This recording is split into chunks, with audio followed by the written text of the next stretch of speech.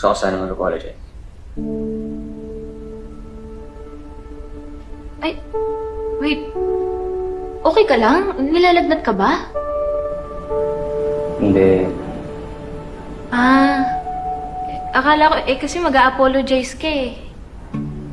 Joey, seryoso. Gusto ko talaga mag-sorry. Dahil nagsinungaling ako sa'yo. Hindi naman talaga kita minamalit dahil babae ka. At mas lalong hindi ko tingin na palpak ka. Alam ko naman yun. Kaya nga di kita maintindihan eh. Lalo na, dito naman tayong lahat kasi nagtutulong-tulong tayo para mahanap si Golda. Tapos sasabihan mo ako ng ganun. Alam mo, hirap maging vulnerable sa'yo eh. Laki mo talagang budo. Wala. Sana alam mo na ginawa ko lang yun dahil makikusap sa akin yung tatay mo. Nabantayan ka. Si tatay? Yup. Nung dinalaw ko siya, nakwento ko sa kanya yung mission natin dito. And he was super worried about you. Dahil we both know na mas lalo kang nagpupumilit kapag pinipigilan ka. Lalo na kung yung gagawin mo ay para sa kanya. Yun naman pala eh. E di sana sinabi mo na lang agad yan.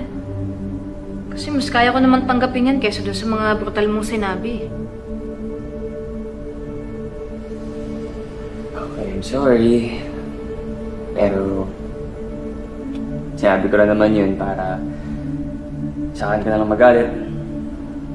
At hindi mo isipin na walang tiwala yung tatay mo sa'yo.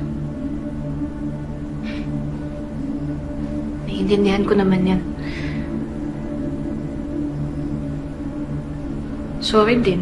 Kasi sinungaling ako sa'yo eh. Nagsinungaling ako na kaya ko mag-isa. Pero ang totoo niyan, kailangan ko pa rin yung 3 Musketeers ko. Kailangan ko pa din kayo. Kala ko ako lang. Kailan ko sinabi yan? Kaya nga akala ko. Assuming ka kasi. Hi, Nino! Golda. May dala akong gift for you. Oh, you shouldn't have bothered. But what is it? Take a look. Braganza is coming! Happy birthday, Ninong! Thank you, Golda. Kapag matino siyang kausap, wala kaming magiging problema. Ay, nako, Ninong. Kapag natuloy itong deal na to, hindi lang to ang pinakamagandang regalo mo.